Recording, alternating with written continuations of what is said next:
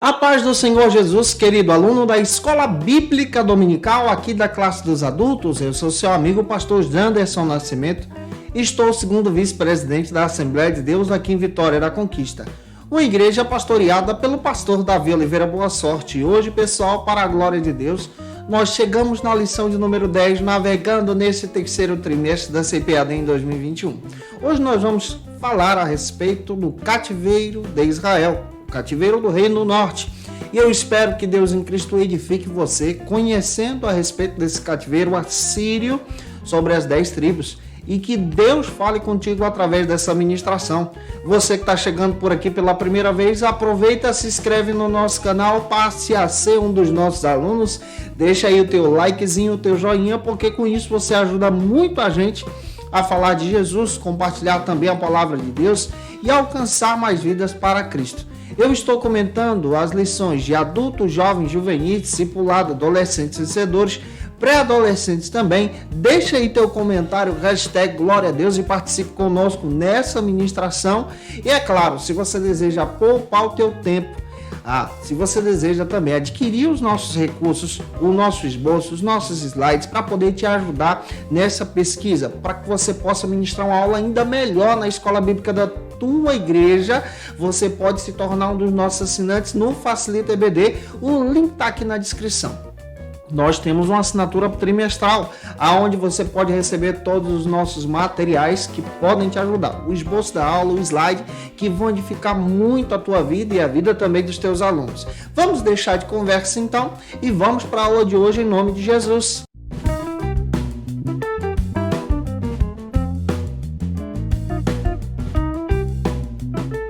Hoje nós chegamos na lição de número 10 aqui da classe dos adultos, onde nós vamos trabalhar sobre o cativeiro de Israel, o Reino do Norte.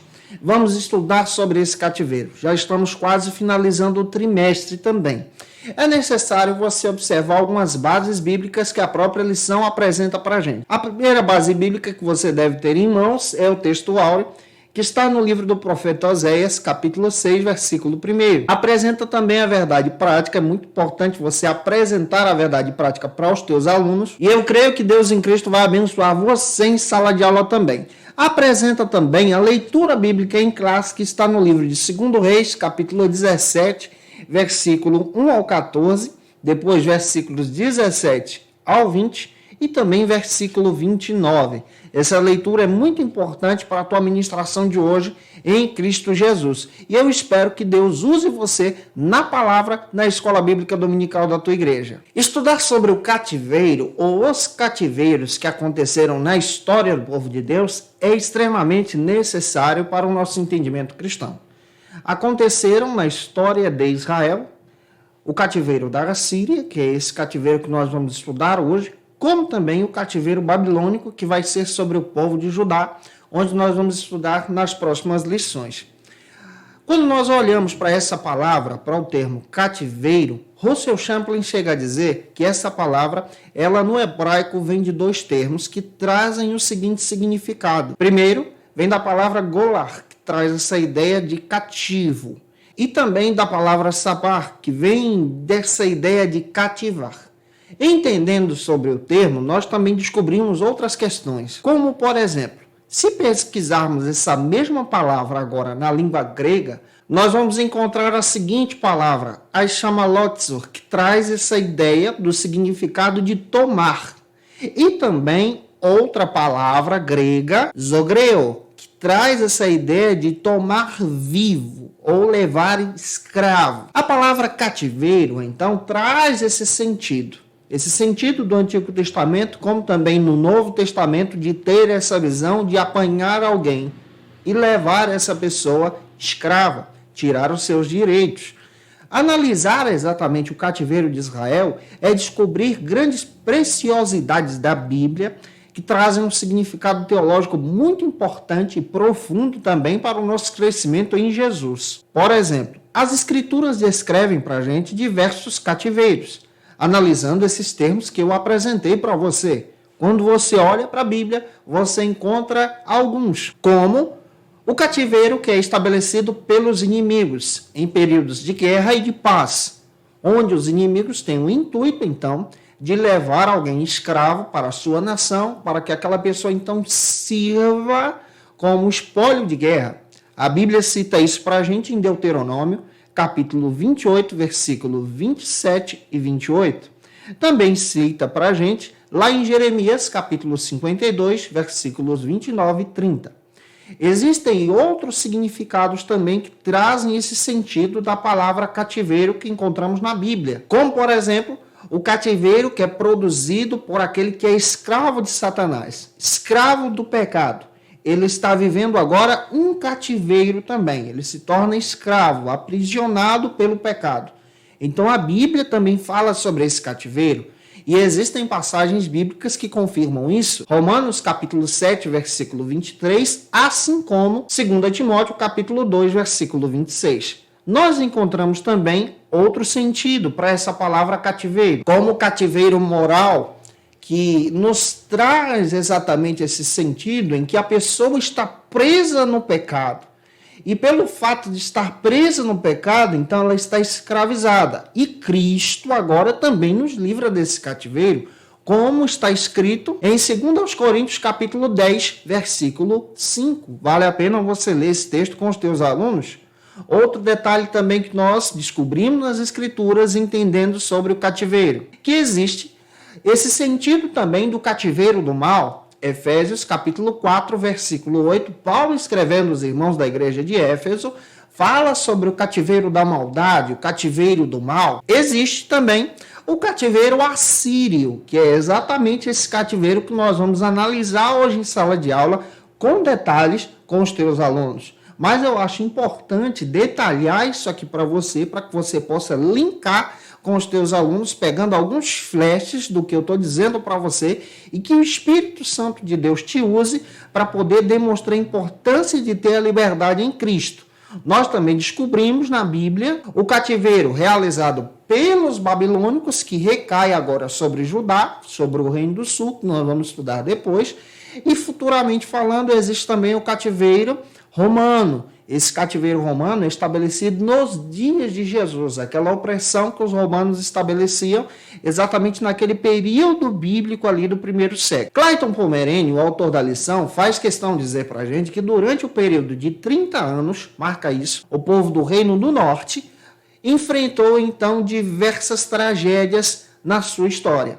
O Clayton ainda lista para a gente essas tragédias. E essas tragédias são consequências da desobediência ao mandamento de Deus, à palavra de Deus, à vontade de Deus, ao querer de Deus. Aqui também podemos ter uma aplicação. Por exemplo, você enfrenta tragédias em sua vida por causa do pecado, quando nós desobedecemos a palavra, andamos o nosso próprio caminho e desonramos o Senhor, como Israel também estava realizando na sua jornada. Quando você olha para a lista que o pastor Clayton destaca para a gente, ele destaca no livro de apoio, o livro de apoio da lição, que 5 dinastias foram assassinadas. Isso aqui revela a intensa tragédia que o povo de Israel estava enfrentando no seu contexto histórico. A nação também estava enfrentando um colapso político e econômico. O povo estava caminhando exatamente para o caos, e isso é resultado daquele que desobedece os caminhos do Senhor. As advertências, através dos profetas de Deus que são levantados pelo Senhor, são advertências que não são consideradas pelo povo de Israel. Daí então esse povo caminha em direção ao resultado do pecado. E o que a Bíblia fala sobre esse resultado? Romanos capítulo 6, versículo 23. O resultado do pecado é a morte, porque o pecado então cobra o seu salário. E a nação então, a nação de Israel, com a capital em Samaria, se aprofunda no pecado, na idolatria, no desprezo aos mais pobres. Tanto o profeta Oséias como o profeta Amós são os porta-vozes do Senhor em denunciar esses pecados. Esse cativeiro que estamos estudando hoje, que é o assírio, ele move a maior parte da população do povo israelita. Esse cativeiro é sagaz, é terrível, é poderoso e é também opressor. E essa opressão é algo que nós vemos aqui que desagrada também a Deus. Mas esse cativeiro vem para destruir as nações por causa de consequências agora do pecado. O pecado leva o povo para o juízo. para a justiça de Deus. E nós entendemos à luz da Bíblia também que até mesmo em justiça Deus age em bondade. Ele demonstra sua graça e sua misericórdia. Os próprios profetas Amós e Oséias vão ser instrumentos de Deus em dizer sobre a graça e a misericórdia, sobre a importância de voltar, retornar para o caminho, porém o povo continuou o seu caminho, continuou desobedecendo a Deus. E isso gerou, então, uma grande tragédia. Quando a gente olha para a Bíblia, lendo um versículo para o outro, a gente pensa que acontece imediatamente. Mas quando você descobre o contexto bíblico, você vai descobrir que esse cativeiro agora, realizado pelos assírios, teve, então, algumas fases, semelhante ao cativeiro que vai acontecer futuramente agora com o povo de Judá, lá em Jerusalém. Esse assírio, de acordo com Russell Shapley, foi um cativeiro que foi realizado em 4 fases. Que fases são essas? A primeira fase aconteceu nos dias do reinado do rei Peca, em 740 d.C., onde o governador da Síria, ou seja, o principal rei da Síria, representante político de lá, conhecido como Tiglat-Pileser III, domina então as 10 tribos. E envolve essas 10 tribos agora em uma espécie de exílio, carregando essas tribos e levando então em cativeiro para a própria Síria. Isso está registrado aonde? Em 1 Crônicas, capítulo 5, versículo 26. A segunda fase do cativeiro assírio é descrita também agora durante o período do reinado do rei Oséias. Esse rei Oséias aqui é um rei mau de Israel, que não anda conforme os caminhos do Senhor, e esse rei pratica a injustiça. E sobre o domínio agora de Samaneser, o principal governante da Síria, em um período político, você percebe que agora Oséias é apanhado, e sendo apanhado, o povo de Israel agora é levado em cativeiro para a Síria 2 vezes. Isso está registrado aonde? Você vai descobrir lá em 2 Reis, capítulo 17, versículo 3 e 5. Essas situações vão acontecendo na história de Israel. Outro detalhe que você descobre também sobre esse cativeiro assírio, é importante descrever isso aqui já a nível de introdução, que o sucessor de Sargão II, em 721 a.C., ele então toma Samaria e leva consigo alguns habitantes da terra de Samaria para o cativeiro assírio. Esses que são levados pela Assíria são levados para nunca mais voltar. Esse cativeiro é terrível e feroz também. E a última parte desse cativeiro, que é a 4ª fase, que nós descobrimos historicamente falando, com a proposta do Russell Shapley, que acontece com Azer-Adom. Esse aqui é um governante da Síria que em 681 a.C. leva consigo aqueles que restaram em Samaria. Então, observa, esse cativeiro tem 4 fases, nós vamos observar isso, e durante todo esse tempo Deus estava usando os profetas.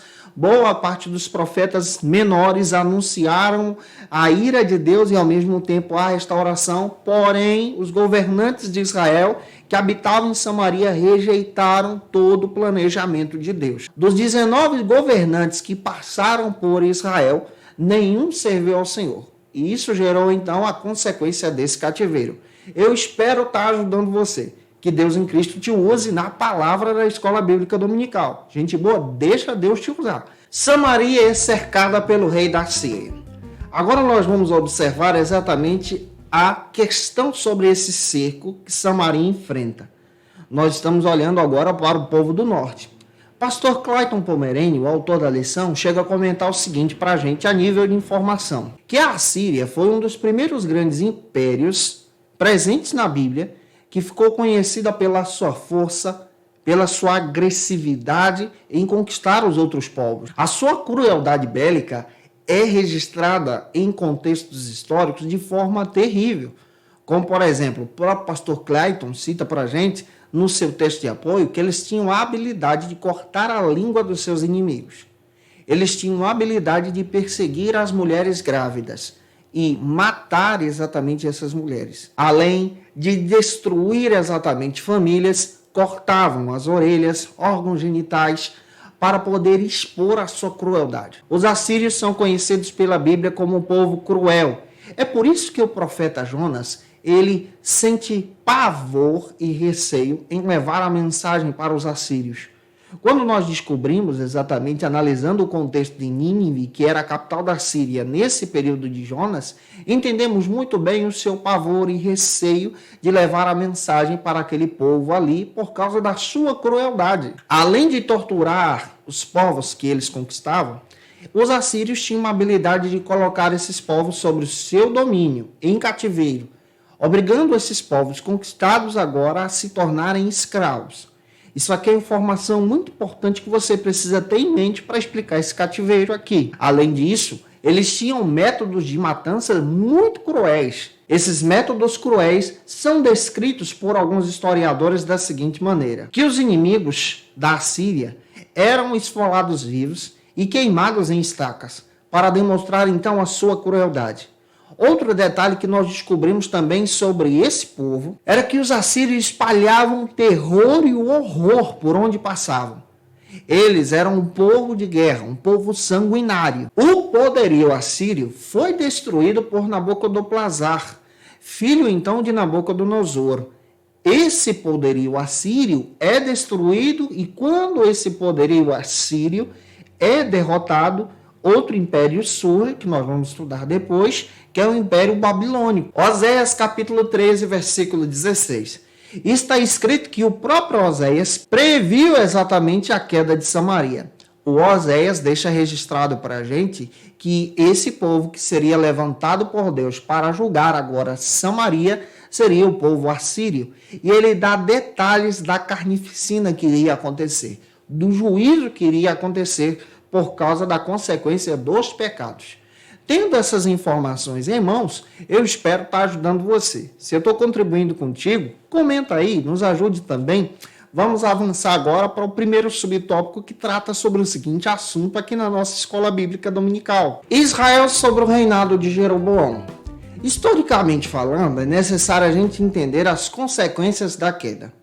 As consequências da queda agora de Israel, que passa a ser um reino dividido, conhecido como as tribos do norte, esse reino dividido, que tem a sua capital em Samaria, inicialmente é governado por Jeroboão. Toda essa consequência do pecado gerado agora por Jeroboão recai agora sobre os filhos de Israel. O Clayton Pomerene traz para a gente, a nível de informação, a seguinte citação: que Israel, após a ruptura com Judá, passe a erguer locais de adoração, especialmente em Siquém, para que o povo não tivesse a necessidade de retornar para Jerusalém.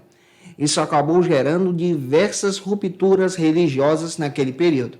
Samuel Schmutz, comentando a respeito desse contexto histórico aqui, ele destaca o seguinte no seu livro, sobre a história de Israel no Antigo Testamento, que os dois reinos surgiram após a morte de Salomão.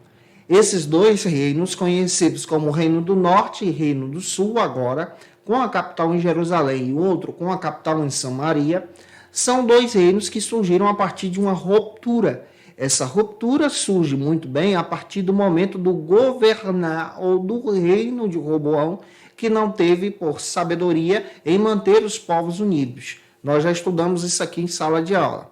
Outro detalhe que nós precisamos descobrir, que até mesmo Samuel Schmutz traz para a gente, ele destaca 3 datas importantes aqui para entendermos todo esse contexto sobre os cativeiros que vamos estudar e que estamos estudando agora. A primeira data histórica está apresentada em 931 com a divisão do reino. A segunda data histórica é em 722 com a queda agora de Samaria e esse cativeiro das tribos do norte que nós estamos estudando aqui. E a terceira data está em 586, com a queda de Jerusalém, que nós vamos estudar depois. Só que nós precisamos entender esses detalhes justamente para poder compreender as condições que o povo está enfrentando, que vai enfrentar também, explicando para você exatamente essa situação que nós estamos vivendo, de acordo com a palavra. Jeroboão, de acordo com Rousseau Champlin, foi o primeiro rei de Israel do reino dividido. O seu nome significa povo multiplicado. Ele traz esse sentido de convocar o povo. Ele é muito carismático. Porém, o Jeroboão não andou conforme os caminhos do Senhor. Warren Viebsen chega a detalhar o seguinte para a gente, que Jeroboão, ele era um homem especial, aplicado, era um homem de ação e não um filósofo semelhante ao Salomão. O Jeroboão, em 931, ele era um homem que se demonstrava confiável, ao ponto de chamar a atenção até mesmo do próprio Salomão, como está escrito em 1 Reis, capítulo 11, versículo 26 ao 29. Outro detalhe que nós descobrimos também sobre esse personagem na Bíblia é que ele era um líder ideal que surgiu em um movimento de crise política quando Israel estava unificado, reclamando dos pesados tributos estabelecidos por Salomão e também por Roboão. E ele surge nesse período de conquista, de liberdade, de tirar esse peso tributário sobre a população. Só que ele não tem o seu coração voltado para o Senhor, e isso é importante. Tudo nos leva a crer que ele viveu também em um período histórico da sua vida no Egito, onde teve contato com outras religiões, com outros deuses, falsos deuses, é lógico. E ele tem esse contato e traz aquela ideia justamente para Israel e aplica essa ideia de relativismo religioso, como nós já estudamos aqui em sala de aula. E pelo fato de ser o primeiro rei de Israel, ele leva o povo agora para cultuar a outros deuses. Outro detalhe também que nós descobrimos sobre ele.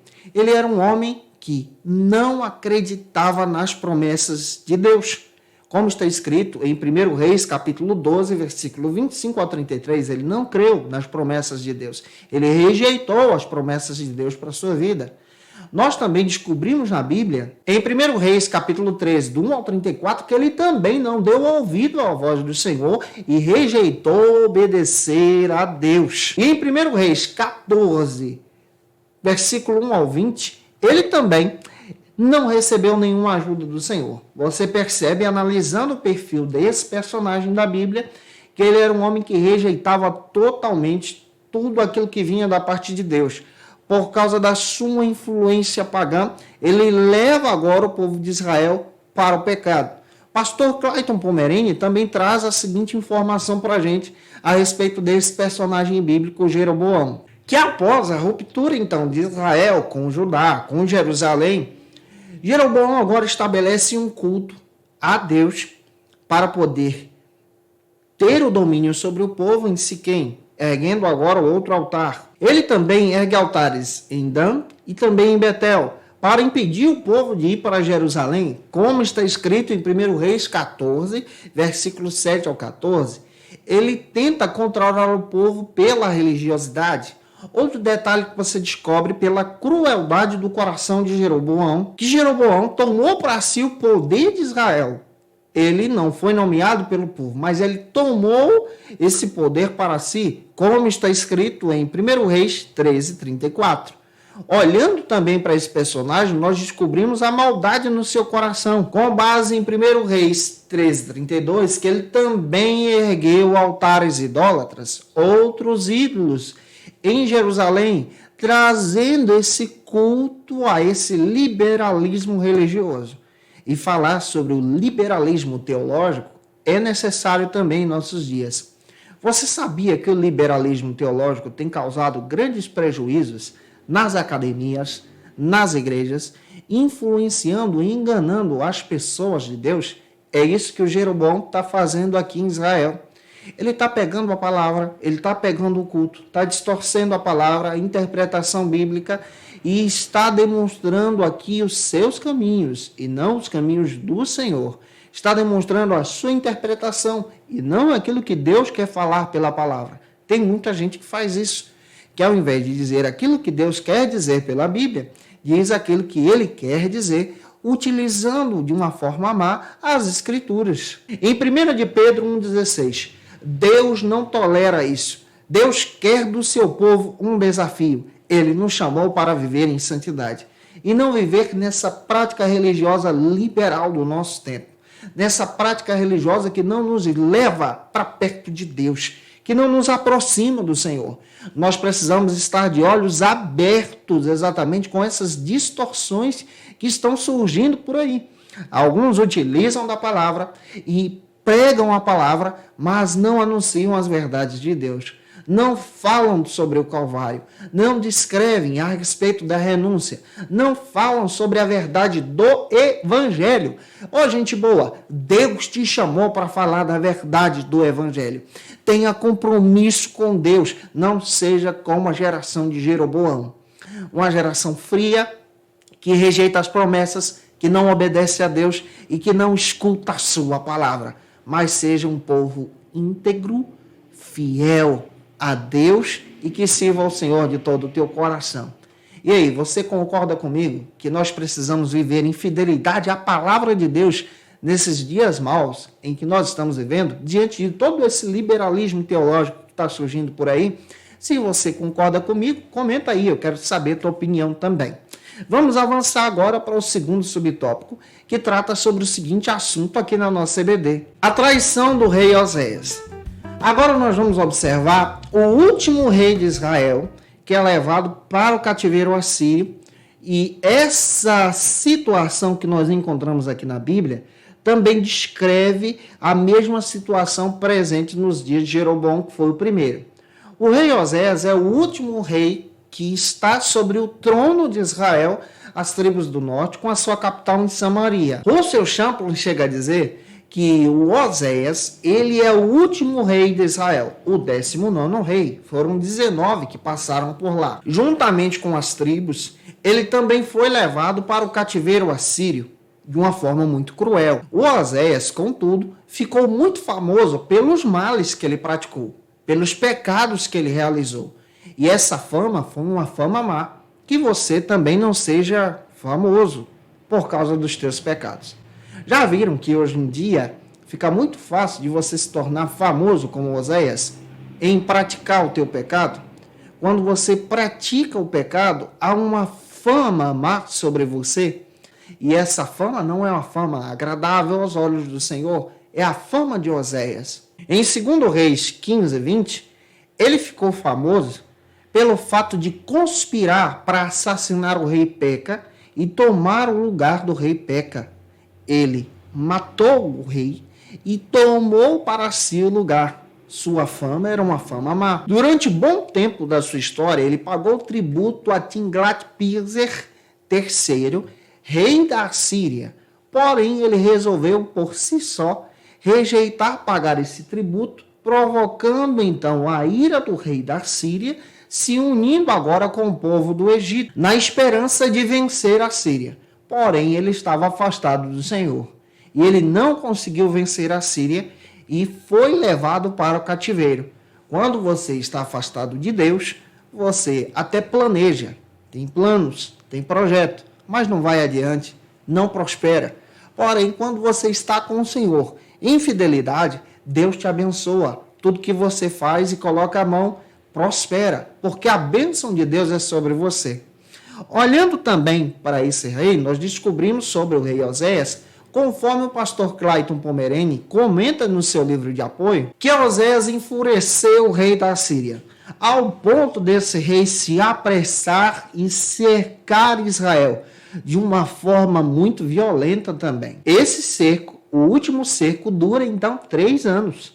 E esse cerco é tão violento e tão perseguidor e opressor contra Israel que a Bíblia fala dessa violência, pois esse cerco se dá para que Israel não tenha chances agora de negociação, como se dava um cerco em cativeiro para os povos antigos. Pastor Clayton diz que a cidade ficava fechada, ou seja, ninguém entrava e ninguém saía. Também era cortada a fonte de água da cidade. As pessoas não tinham agora como beber água. As pessoas também não tinham como ir para o campo, cultivar o alimento, porque era proibido. A cidade de Samaria agora é cercada. As mercadorias necessárias para poder manter a cidade não poderiam ser reabastecidas. O povo agora passa por uma terrível crise lá dentro da cidade. Crise financeira, crise espiritual, crise de alimentação também e crise desse viver em pecado. E essa situação é causada por causa da desobediência ao Senhor. A partir do momento em que nós agimos em desobediências, o juízo vem sobre nós. A partir do momento em que nós desobedecemos a Deus, Os profetas anunciam e dizem, vocês precisam se arrepender. Porém, eles rejeitaram, especialmente Oséias, rejeitou a voz de Deus. E aqui você pode levantar a seguinte pergunta em sala de aula. Quais são os efeitos do cativeiro do pecado sobre alguém? Lembra do que eu falei no início da aula. O cativeiro também é descrito na Bíblia como o cativeiro do pecado. Então, qual é o efeito do cativeiro do pecado sobre alguém? Em uma aplicação em sala de aula, isso vai ser muito legal se você realizar isso explicando essa passagem para os teus alunos. O primeiro efeito do cativeiro sobre a vida de alguém é o roubo da identidade. Aqueles que eram levados cativos, seja o cativeiro babilônico como o cativeiro assírio, perdiam a sua identidade. O primeiro efeito do pecado sobre alguém, levando essa pessoa ao cativeiro, é perder, retirar a sua identidade. Essa pessoa perde a identidade de quem é. Essa pessoa perde a sua identidade de família, perde a sua identidade espiritual, perde a sua identidade de si mesma. Não enxerga mais a sua integridade como o reino de Deus, como vida com Deus. Porque o pecado retira toda a visão espiritual. O cativeiro do pecado é terrível sobre alguém. Se você estiver sobre o cativeiro do pecado, receba a libertação de Deus. Deus pode retirar todas as algemas do pecado sobre você através do Cristo, através do sangue do Cordeiro. Olhando para essa situação do cativeiro do pecado sobre alguém, nós também descobrimos que o cativeiro retira de você a unção. Existe então agora a falta de unção sobre aquele que está sobre o cativeiro do pecado. E essa falta de unção é detectada pela falta da presença de Deus na sua vida. Nos dias de Oséias, não tinha essa essência, essa adoração, a unção que provoca o calor na nossa alma, que incendeia o nosso espírito. Não tinha sensibilidade espiritual. O povo estava distante do Senhor porque estava influenciado pelo cativeiro do pecado. Eles estavam secos. De repente você está vazio ao ponto de estar seco. Mas Deus tem uma palavra toda especial liberada para você. A partir do momento em que você reconhece o teu pecado, o teu erro, a unção retorna. A sensibilidade também, e você volta a ter uma comunhão com Cristo. Olhar também para o efeito do pecado, tirando exatamente essas aplicações aqui, nós também podemos entender que o cativeiro do pecado retira de você a visão. E quando a visão é retirada, você perde a visão das coisas de Deus, daquilo que Deus tem para você, de todas as promessas que Deus te fez. Você olha para um lado, para o outro e não enxerga a saída, porque toda a visão da promessa foi retirada. Você está sendo levado para o cativeiro, para a morte, para a destruição. Mas quando você descobre em Cristo a riqueza da visão de Deus, você então tem essa visão a partir do momento em que Deus restaura você mais uma vez. E eu acredito que Deus tem visão separada para você. Olhando para a Bíblia, nós também descobrimos que aquele que é levado para o cativeiro, especialmente o cativeiro do pecado, perde toda a sua autoridade, falta autoridade. Antes era um reino, era um povo que tinha autoridade, o mais rico da terra, mas agora não tem mais nenhuma autoridade, porque se embriagou com o pecado, deu lugar para a imundície de Satanás. Foi envolvido exatamente pelo lamaçal do pecado em seu coração. E a autoridade desaparece. E diante do cativeiro, fica paralisado. Não tem como guerrear, porque falta autoridade. Mas aquele que está em Cristo tem autoridade. Nova criatura é, porque Deus agora concede para ele autoridade. Eu creio que Deus tem para você toda a autoridade.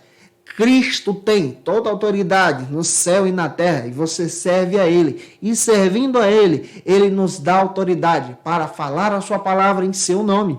Olhando para a Bíblia, nós também descobrimos que o cativeiro do pecado também retira de nós a confiança. Faltava confiança em Israel, faltava confiança em Oséias. Oséias não servia ao Senhor. Esse rei mau era um rei que servia inseguro de si mesmo, ao ponto de provocar o assassinato do rei Peca. Esse rei era mau e agia distante do Senhor. E a falta de confiança é terrível. Deus tem para você confiança espiritual. A partir do momento que você assume a sua identidade com Cristo, Deus tem para você o melhor. Nisso eu creio. Você também acredita que a liberdade em Jesus te traz todas as vitórias sobre o cativeiro do pecado? Se você crê nisso, comenta aí, é muito importante para a gente. Se tu conhece alguém que precisa assistir essa aula, gente boa, envie esse vídeo para ele ou para ela, me ajude a alcançar mais vidas para Jesus também. Compartilha aí na tua rede social. Avançando, vamos para o terceiro subtópico que trata sobre o seguinte assunto aqui na nossa EBD. A advertência dos profetas. Deus ainda usa os seus profetas. Deus ainda usa os seus servos, suas servas, como bocas de Deus, como profetas e profetisas de Deus. Clayton Pomerene chega a comentar o seguinte para a gente no seu livro de apoio, que o aumento da riqueza de Israel levou o povo de Israel a essa espécie de busca pelo materialismo, ao ponto do povo de Israel, com capital em Samaria, construir naquele lugar, isso é denunciado pelos profetas, palácios de marfim. O povo ficou muito rico. E ficando rico, esse povo agora perdeu o foco do Senhor. Detalhe, não é pecado você ter riquezas, você trabalhar, ficar rico. O detalhe se encaixa a partir do momento em que você coloca isso em primeiro lugar e não servir a Deus. O povo de Israel colocou isso em primeiro lugar e não serviu a Deus, ao ponto de desprezar os seus próprios irmãos, vendê-los como escravos, não honrar a viúva, o órfão e o oprimido. E isso desagradou totalmente ao Senhor. E diante disso, esse povo agora se envolve em pecado de idolatria, começa a cultuar outros deuses, e Deus levanta dois grandes profetas, o profeta Oséias e Amós, que são citados aqui pelo pastor Clayton. Olhando para a Bíblia, nós descobrimos diversas informações sobre ele. Primeiro, vamos analisar só o contexto do profeta Oséias. Depois eu vou analisar com você ainda o contexto do profeta Amós e o que cada um fez. Oséias, no seu livro, na sua profecia, ele está profetizando sobre esse cativeiro, sobre esse período do fim. Oséias inicia o seu ministério no fim da era de abundância de Israel. Isso indica para a gente que o povo de Israel já está vivendo esse cativeiro aqui. Esse cativeiro, como já descrevi para você, que se dá em 4 fases. No início dessa ministração, já relatei isso para você. Oséias está vivendo no final desse período de abundância, do período de abundância de Israel. E durante 30 anos, o profeta Oséias testemunhou para a nação de Israel, convocando o povo agora a voltar para Deus, a servir a Deus. Porém, esse povo não escutou a mensagem do Senhor. Oséias, ele vive a sua pregação, ele tem esse sentimento profético aqui. E a imoralidade do povo se tornava cada vez pior, cada vez terrível, desagradando a Deus. O povo se embriagava com o pecado, estava cativo do pecado. E se envolvendo com o pecado, então vem o juízo de Deus em forma de Assíria. A mensagem de Oséias, quando você analisa os 14 capítulos do livro do profeta Oséias, você descobre que a mensagem desse profeta é uma mensagem de juízo, mas também do amor de Deus. Deus estava usando Oséias para demonstrar o seu perdão, a sua graça, a sua misericórdia, mas esse perdão, essa graça e essa misericórdia é rejeitado. Pega isso aqui para você explicar em sala de aula também. Sobre a mensagem do profeta, nós podemos destacar alguns aspectos importantes sobre a restauração e uma mensagem de esperança que Deus estava dando para Israel. Deus ainda estava dando a última chance. E o que Oséias descreve para a gente? O profeta proclamou a restauração, o perdão de Deus, esse voltar para a presença de Deus, para o povo de Israel. Ele profetizou durante 30 anos falando sobre isso. E esse amor maravilhoso de Deus livraria agora o povo de Israel dessas 10 tribos desse cativeiro assírio. Porém, o povo rejeitou a mensagem do profeta. Capítulo 1, versículo 10 de Oséias, capítulo 2, versículo 1 ao 23, capítulo 14, do 1 ao 7. Deus usou Oséias demonstrando o seu amor e demonstrando também que ele estava disponível para perdoar, mas o povo de Israel não estava querendo ter esse relacionamento com Deus. É claro que a figura aqui que nós encontramos em Oséias, em uma forma interpretativa, compreendendo sobre o seu texto, é muito forte. Oséias tem uma experiência, sim, com a sua própria vida. Ele se casa com uma prostituta em algumas correntes teológicas e ele se casa com essa mulher, tem filhos com ela, porém essa mulher rejeita Oséias, volta para a prática da prostituição, se vende como escrava. Deus então diz para Oséias recomprar a sua esposa e retornar esse relacionamento. E daí então Deus pega essa figura que o Oséias está vivendo para descrever o seu relacionamento com Israel. Deus comprou Israel para si, teve um relacionamento com Israel, deu um nome para Israel, mas Israel agora rejeita o Senhor e volta para as práticas pecaminosas, para a sua prostituição, se envolvendo na idolatria. Em sua mensagem, o profeta Oséias deixa muito claro o seu ponto de vista. É muito importante a gente analisar isso aqui, compreendendo sobre o ponto de vista de Oséias nesse período histórico do cativeiro assírio. Ele destaca que a autodefesa do Reino do Norte, essa autodefesa e não reconhecer o pecado, não teria ação nenhuma diante de Deus. Tem que reconhecer pecado. Não adianta ficar justificando. Não adianta ficar dizendo, mas foi por causa disso e daquilo. Não, peça perdão. É isso que Oséias está dizendo. Reconheça o teu erro e comece de novo. Oséias deixa claro também a sua mensagem de renúncia. Ele fala, olha, é melhor vocês voltarem às tendas, voltarem como aquele povo nômade, voltarem a ser como o povo de tendas, ao invés de ficarem acumulando riquezas e abandonando o Senhor. É melhor você voltar para as tendas e depender de Deus do que estar em palácios de marfim e rejeitar o Senhor. Ele também traz a sua mensagem denunciando o pecado daqueles que lucravam em cima dos pobres, escravizando os seus próprios irmãos compatriotas. Oséias também deixa claro o seu ponto de vista que a abundância das riquezas do Reino do Norte não escaparia, não levaria o povo de Israel a escapar da ira de Deus. A ira de Deus não era paga pelo dinheiro. A ira de Deus não deveria ser evitada por causa dos recursos, mas a ira de Deus só era evitada mediante o perdão, a renúncia e o arrependimento. Oséias também denuncia que até mesmo os sacerdotes de Israel perderam a paixão.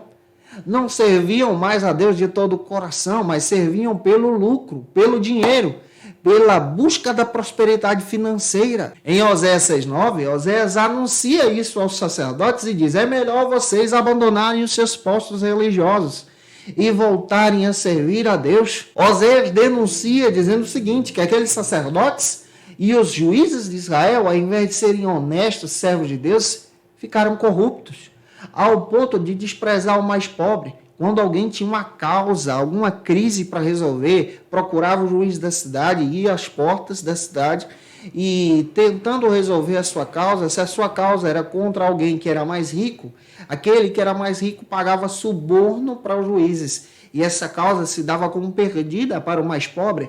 E Oséias denuncia isso em sua profecia. Ele fala que os líderes religiosos de Israel cegaram o povo em seu ritualismo religioso e não entenderam a essência de adorar a Deus. Oséias traz uma mensagem muito forte para o seu tempo. E é uma mensagem que nós podemos também olhar para o nosso tempo e entender o que Oséias está falando. Em sua profecia, ele descreve que aqueles que deveriam servir a Deus estavam se embriagando em práticas sexuais ilícitas e deixando de adorar ao Senhor. E essa riqueza precipitou o povo de Israel à queda, levou o povo à distância de Deus. Essa busca pelo materialismo trouxe no coração do povo um imenso pecado. E Oséias 7,9, essa situação de pecado não estava sendo percebida pelo povo, assim como aquele que passa a ter cabelos brancos não percebe quando nasce. Oséias fala que o povo deveria abandonar as práticas pagãs dos deuses pagãos e voltar a servir a Deus de todo o coração. Como a profecia, as denúncias de Oséias para esse tempo são fortes. Agora eu quero olhar com uma perspectiva para você sobre outro profeta que também denuncia essa queda de Israel para a Síria, que é o profeta Amós. Já no contexto do Amós, o Amós também traz uma mensagem muito forte no seu tempo. Na época em que Amós profetiza, ele profetiza agora em um cenário de calmaria, quando o povo de Israel agora está num período muito lucrativo, muito rico, semelhante a essa situação que acabei de descrever para você, como Oséias está dizendo. Só que Oséias profetiza no final dessa riqueza. O Amós já profetiza no período dessa abundância aqui.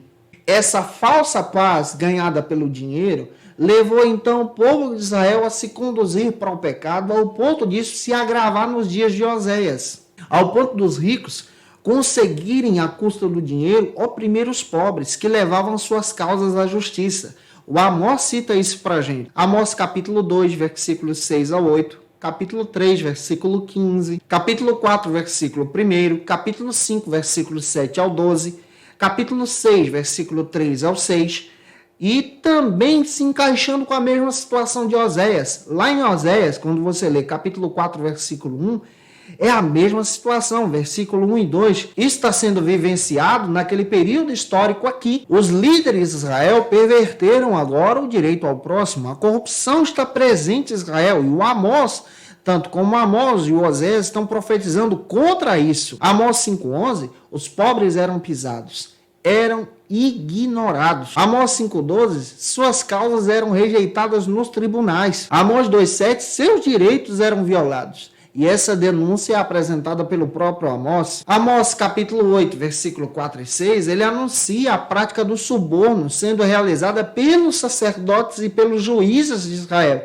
Isso gerou ira no coração de Deus contra aqueles pecadores. Amós profetiza ao ponto de destacar que o povo, quando cultuava a Deus no templo lá em Samaria, esse povo agora cultuava com um louvor profissional e não um louvor de coração. Os levitas eram pagos para louvar e não era uma adoração ao Senhor, uma adoração de louvor. E o Amós agora renuncia dizendo que Deus estava rejeitando aquela adoração, aquele louvor, porque isso não passava de barulho aos seus ouvidos. Provérbios 4, 23. Nós devemos nos guardar o nosso coração do pecado, guardar o nosso coração dessa situação ruim. Olhar também para o Amós como Oséias é descobrir toda essa situação aqui e entender que Israel está caminhando para o pecado, para a ira de Deus, para o cativeiro assírio. Vamos agora para o segundo ponto, que trata sobre o seguinte assunto aqui na nossa CBD. Os pecados do povo e a sua queda. O pecado gera então a queda. O pecado foi o primeiro ato que levou o homem à queda, a se afastar de Deus. O pecado basicamente é conhecido como um ato egoísta que nós realizamos contra o Senhor. O pecado também é antepor-se à vontade de Deus. Ele é gerado pela desobediência. E esse pecado geralmente surge em nós quando nós abrimos mão da vontade de Deus e abraçamos então todas as nossas paixões e tudo aquilo que nos dá prazer, ao invés de seguir o que a palavra diz, o que a vontade de Deus diz, exatamente como Israel fez. Analisando tudo isso aqui, vamos agora para o primeiro subtópico do segundo ponto, que trata sobre o seguinte assunto aqui na nossa CBD. O pecado da idolatria. Nesse primeiro subtópico, nós vamos descobrir que o pecado da idolatria desagrada a Deus, está presente em Israel com a sua capital em Samaria. Primeiro, o que é idolatria? Idolatria é pecado. Idolatria se implica a colocar outra coisa no lugar de Deus, a colocar qualquer objeto, qualquer coisa, qualquer pessoa no lugar do Senhor. Deus tem o seu lugar e o seu lugar não pode ser roubado por nada e ninguém em seu coração. Quando nós estudamos sobre a idolatria, percebemos que o pecado da idolatria é um pecado altamente condenado pelas Escrituras, como a Bíblia cita a respeito dessa situação e descreve que a idolatria deve ser vista como algo não aceitável ao coração dos servos de Deus. E aqui nós precisamos também parar para entender aquilo que nós até já estudamos em sala de aula. Quais são os métodos e as ações de idolatria atuais do nosso tempo? Essa autorrealização, essa busca pelo amor próprio, quando nós retiramos Deus do nosso coração, essa aspiração por títulos e cargos ao invés de servir a Deus, essa admiração fanática por determinadas personalidades, pregadores, cantores, podem ser situações que te levam para a idolatria. São situações idólatras também presentes no nosso tempo. O desejo de ser famoso, essa busca pela autoestima, pela sua auto-idolatria, pela sua perfeição, pode te levar também ao pecado. A comodidade em excesso. Você sabia que a comodidade em excesso, essa preguiça, também é vista como idolatria na Bíblia? E isso te leva ao afastamento de Deus. Então sai dessa vida cômoda. Deus tem algo para você. E o que Deus tem para você é o melhor. Teologias que são centradas nas pessoas e não no Cristo da cruz. Teologias que massageiam o ego também são práticas idólatras do nosso tempo. A nossa pregação deve falar da cruz de Cristo, da renúncia, da santificação, de uma vida consagrada para Deus, de uma vida santa. Não abra mão disso. Eu espero que Deus te use. Isso aqui também é renunciar à idolatria do nosso tempo. Olha o que o apóstolo Paulo diz. Lá em 2 Timóteo, capítulo 4, versículo 3, lê esse texto com seus alunos. Culto e adoração a anjos e qualquer outra personificação religiosa. Nós precisamos entender que isso são práticas idólatras do nosso tempo também. Existem distorções terríveis que levam a pessoa a um caminhar pela heresia, ao caminhar pela idolatria. E isso desagrada a Deus. Deus tem que estar no centro da tua vida. O Cristo tem que estar no centro da tua adoração. O Cristo tem que ser em primeiro lugar em você. Você precisa ser parecido com Jesus, caminhar com Jesus e pensar exatamente como Jesus. E caminhar adorando o Senhor. Isso é fundamental. A idolatria está se infiltrando em nosso tempo, sorrateiramente, iludindo as pessoas, conquistando o coração dos crentes. Algumas pessoas abrem mão de diversas doutrinas, de diversos ensinamentos e começam a dizer: isso não tem nada a ver, isso não tem problema, não é bem assim. E acabam sendo ludibriadas pelo pecado da idolatria. Oséias denunciou o pecado da idolatria no seu tempo. Oséias disse: não abra mão, seja santo. Abra mão, sim, do pecado. Abra mão, sim, daquilo que te afasta de Deus. Abra mão, sim, daquilo que te leva para o caminho da distância do Senhor. Mas volte para a cruz, volte para o Calvário, volte para a presença. Ele mesmo diz, volte para as tendas se for necessário, mas esteja com Deus. A mensagem do próprio profeta Oséias, no seu tempo, apontam para a gente sobre a seguinte reflexão. Oséias 6,6, que o Senhor estava cansado de uma adoração superficial, porque o povo estava envolvido na idolatria. Ele estava cansado daquilo que fazia de conta. Ele quer uma verdadeira adoração. Deus está cansado de uma falsa adoração, de uma adoração superficial, de uma vida religiosa superficial vivida no nosso tempo. Ele quer uma vida de compromisso, ele quer que você mergulhe na sua presença. Oséias 8:1. Até mesmo no meio do juízo, Deus estava dando chances para Israel, demonstrando a sua paixão, o seu amor sobre o seu povo. Porém, o povo rejeitava esse perdão, rejeitava aquilo que Deus estava planejando. Oséias 9:1. A nação que agora rejeita o Senhor é comparada a uma meretriz, porque está envolvida na idolatria. Oséias 10:10. Está escrito que o juízo de Deus seria iminente, porque então há uma rejeição e o povo se cauteriza no pecado. Nós precisamos parar e refletir sobre isso.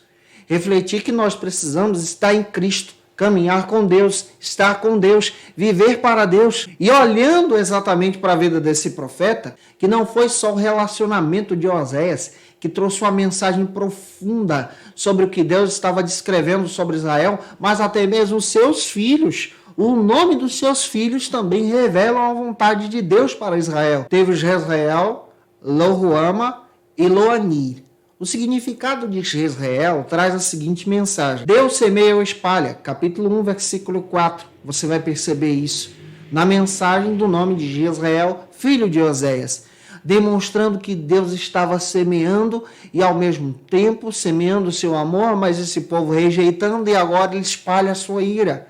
Deus também cita a sua mensagem através de Lo-ruama, filha do próprio profeta, que traz o seguinte significado: desfavorecida, demonstrando então que não era amada, que o povo de Israel agora estava rejeitando esse amor e agora passou a não ser amado. Capítulo 1, versículo 6, você vai perceber isso. E agora nós encontramos Loanir, onde Deus fala fortemente através da vida dessa criança, trazendo a seguinte mensagem: não ao meu povo, o não de Deus é severo. Capítulo 9, versículo 1. Quando Deus diz não por causa dos nossos pecados, o seu juízo se aplica em nossas vidas. Não queira receber o não de Deus sobre você. Você ainda tem a oportunidade de se arrepender e voltar. Você pode falar isso para os teus alunos também. Não queira aceitar a ira de Deus sobre você. Não queira ir para o inferno. Não queira ser conduzido para o juízo de Deus. Você ainda tem a oportunidade de voltar, se arrepender, sair desse cativeiro do pecado e retornar para Cristo. Deus tem um plano para você. Só basta apenas você renunciar ao pecado e voltar para a presença. Segundo subtópico, trata sobre o seguinte assunto aqui na nossa EBD: as causas do cativeiro. Conforme Dwight Littlewood, em seu comentário, ele destaca o seguinte: que Amós era um dos moradores de Tecoa, e Tecoa ficava próximo ali 20 quilômetros de Jerusalém. Ele foi um missionário em Israel e trouxe uma profecia muito forte, como já descrevi para você nos subtópicos passados. Ele foi chamado por Deus especialmente nos dias de Jeroboão, para denunciar os pecados que estavam sendo realizados nos dias de Jeroboão para o povo de Israel. Amós 4, versículos 6 ao 11, ele diz que mesmo no período de abundância que o povo estava vivendo distante de Deus, Deus entraria com juízo, e esse juízo viria em forma de fome. O povo de Israel, conforme Clayton Pomerene, destacando na lição, quando Samaria é cercada agora pela Síria, durante 3 anos vivem esse cerco da fome, através da profecia de Amós. Amós 9,13, Amós cita esse período de abundância que acabaria e o juízo de Deus também chegaria. Amós também cita no capítulo 1, versículo 5, que esse juízo chegaria de forma feroz. Amós, ele não se deixa se envolver pela formalidade da adoração comprada, daquele louvor falso sendo oferecido de forma pré-religiosa pelos próprios israelitas, mas ele fala uma palavra de coração, ele fala as verdades de Deus, ele tem compromisso com Deus e ele anuncia que o cativeiro estava chegando. Amós 5,27, ele diz que o dia do julgamento estava chegando. Esse julgamento viria em forma da Assíria, lá nos dias do rei Oséias. Como nós estamos estudando aqui, e Amós está sendo usado profetizando isso para Israel. Amós 9,1, ele fala dessa ameaça que chegaria. Ele também denuncia a injustiça social, onde o povo de Israel estava discriminando, explorando o pobre e aquele que tinha necessidade, como está escrito em Amós capítulo 2, versículos 6 a 8. Amós também denuncia que os juízes estavam vendendo os justos, e em suas causas eles exploravam do mais pobre porque não podiam pagar para poder obter vitória em sua situação judicial. Os ricos, sendo ambiciosos, se tornavam mais ambiciosos ainda e se afastavam da presença de Deus, do plano de Deus. Os homens praticavam a promiscuidade, o pecado que gerava então a ira de Deus. Amós 5,25 fala sobre isso. E Amós denuncia o paganismo sendo vivido e experimentado sobre Israel. Amós 7, do 7 ao 9. Que Amós é boca de Deus em dizer que Deus estava colocando um prumo em Israel. Eita, o prumo de Deus é santo. Deus estava colocando um prumo em Israel para corrigir a nação, para verificar os seus pecados, para ver se o povo voltava para a sua presença. E o povo não estava andando no prumo de Deus. E o paganismo, o que é? Vamos entender isso no nosso tempo. Será que está inserido também em nossos dias? Claro que está. O paganismo geralmente é conhecido como posicionamentos religiosos diferentes do tradicional. Esse posicionamento religioso está presente exatamente aqui em Israel. É esse autoconceito de adoração a qualquer coisa. Vamos avançar agora para o terceiro ponto, que trata sobre o seguinte assunto aqui na nossa EBD. Os estrangeiros ocupam Samaria. Nesse terceiro ponto, nós vamos descobrir como foi que surgiu agora os samaritanos. e como Jesus também se comporta com os samaritanos. Os samaritanos, eles surgem exatamente a partir desse domínio que a Assíria tem sobre as tribos do norte. Levam esse povo em cativeiro. E aqueles que sobreviveram na terra são obrigados agora a se casarem com outros povos que os assírios pegavam de outras localidades e colocavam no território de Israel e obrigavam agora a ter cultos e, ao mesmo tempo, relacionamentos conjugais com outros povos estrangeiros. Os samaritanos surgem a partir dessa mistura dos povos. Em 2 Reis, capítulo 17, versículo 23 a 24, há exatamente a citação do surgimento dos samaritanos. Eles passam a existir em Samaria com a sua adoração, com o seu louvor a Deus, mas ao mesmo tempo sendo impregnado por outras culturas relativistas. Isso quer dizer que aquele povo adorava a Deus e ao mesmo tempo a outros ídolos. Isso era comum na sua linha de interpretação. O primeiro subtópico trata sobre o seguinte assunto aqui na nossa EBD: a mistura de gente e o sincretismo. Russell Champlin traz o significado da palavra samaritano, que significa aquele que vigia, ou então posto de vigia. Ele também descreve o surgimento desse povo na Bíblia. O povo samaritano surge a partir desse cativeiro assírio. É um povo misturado, que não tem o sangue puro dos judeus. E eles surgem a partir dessa mistura dos povos. Outro detalhe que a gente descobre é a partir da leitura de Clayton Pomeranian. Olhar para Samaria também é conhecer uma lista de deuses que aquele povo adorava. Além de adorar o Deus vivo, de adorar e conhecer a respeito de Deus, de seguir parte dessa visão da lei de Moisés, eles adoravam outros ídolos, como Sukkot Benot, Nergal, Azima, Nibás, Tatark, Andrameleque e Anameleque. Isso está registrado em 2 Reis, capítulo 17, versículo 30 e 31. Pastor Clayton traz essa informação para a gente. Eles não tinham uma adoração pura, era uma adoração misturada agora. Esta mistura dos povos se dá nesse início desse cativeiro. E isso era visto como ruim para os judeus. E essa visão de adoração comprometida afastava então os judeus dos samaritanos. Isso gera diversos conflitos. Por exemplo, lá nos dias de Esdras, Esdras registra para a gente que no primeiro retornar do povo do cativeiro babilônico agora, esse povo retorna para Jerusalém, a terra está comprometida, a terra agora está sendo conquistada e já foi invadida pelos samaritanos. Esse povo se oferece para construir o templo e o sacerdote Zorobabel rejeita essa oferenda, porque ele sabia que essa era uma missão exclusiva para os remanescentes que permaneceram vivos pós o cativeiro. E essa rejeição se dá exatamente por causa dessa questão de mistura religiosa.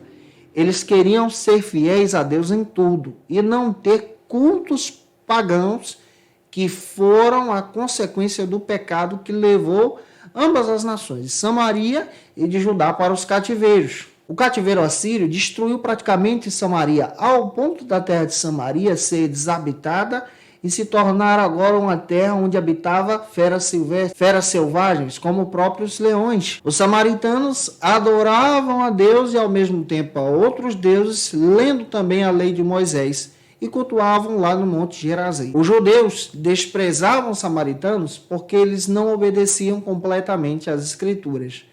E isso é visível na Bíblia, especialmente quando Jesus está com a mulher samaritana lá no Novo Testamento. É claro que nós precisamos entender que esse povo viveu a consequência do pecado. E agora tem uma nova oportunidade em Cristo. Jesus ele tem outro olhar para os samaritanos. Aqui nós podemos pegar algo interessante. Nós também em Cristo precisamos entender que Deus age em perdão, restauração daquele que caiu, dando uma nova chance, como também deu para você. O último subtópico traz para a gente o seguinte assunto: Jesus e os samaritanos. Constantemente no Novo Testamento, Jesus volta seu olhar de misericórdia, amor e restauração para os samaritanos que sofreram muito por causa do seu pecado. Russell Champlin chega a dizer que Jesus constantemente citava os samaritanos em suas pregações. Ele citava os samaritanos para demonstrar o tratamento correto que nós devemos ter com o próximo. Como, por exemplo, Lucas capítulo 10, há uma situação muito forte ali, uma parábola que Jesus conta, a parábola do bom samaritano. João 4,9, os samaritanos eram vistos como impuros, mas Jesus é aquele que purifica os samaritanos, dando uma nova chance para eles, assim também como dá para você. João 4,39 e a seguir, muitos samaritanos creram em Jesus agora como seu suficiente Salvador e tiveram uma nova chance. Os samaritanos são um espelho de nós, gentios, que nós em Cristo agora temos uma nova chance. Jesus explicou para a mulher samaritana que o local de adoração agora é em nosso coração com Deus, em qualquer lugar onde nós estivermos. Porque a partir do momento que nós temos um encontro com Cristo, nós temos a possibilidade então de conhecer o verdadeiro Deus. Há uma restauração para os samaritanos. E os samaritanos têm uma oportunidade no Cristo, como você também tem. Gente boa, eu espero que essa palavra possa ter ajudado você. Que Deus em Cristo te use na Escola Bíblica Dominical. E é claro que eu quero pedir a você, por favor, se eu te ajudei, comenta aí, isso é muito importante para a gente. Deixa teu likezinho também. Se você conhece alguém que precisa ouvir essa palavra, assistir essa aula, manda esse vídeo para ele e para ela, por favor. Também vou pedir a você tirar uma foto, marca a gente no Instagram, lá nos stories, assistindo a nossa aula. Vou ficar muito feliz se você fizer isso. Segue a gente lá. Como estou fazendo em todas as aulas, eu quero trazer algumas dicas de leitura para te ajudar a construir a tua linha de pensamento também, que eu tomei como base para montar a aula de hoje. Como dica de leitura, eu tomei como base alguns textos para poder construir minha linha de pensamento. Está aqui, texto do Clayton Pomerene, material muito bom que você pode ter acesso no site da CPAD. Vale muito a pena você ter em mãos sobre a lição. Também tomei como base o texto do Israel Thiago Trota, é o livro da lição da classe dos jovens. Muito legal, pode te ajudar também a construir a tua linha de pensamento. O texto Paul Gardner também ajuda muito para você que gosta de estudar os personagens bíblicos. Também tomei como base o comentário bíblico do Warren Wiersbe para poder construir exatamente essa parte histórica sobre os livros dos profetas aqui. Também tomei como base o texto de Samuel Schutz, a história de Israel. Vale muito a pena você ter esse material em mãos, você que gosta de estudar a Bíblia como eu. E é claro que eu te aguardo por aqui na nossa lição de número 11, o reinado de Ezequias. Um beijo no teu coração. Nós já estamos chegando no finalzinho do trimestre, iniciando o quarto, e conto com você aqui para a glória de Deus. Até a próxima aula, se Deus quiser. Conheça o Facilita EBD. Acesse já facilitaebd.com.br.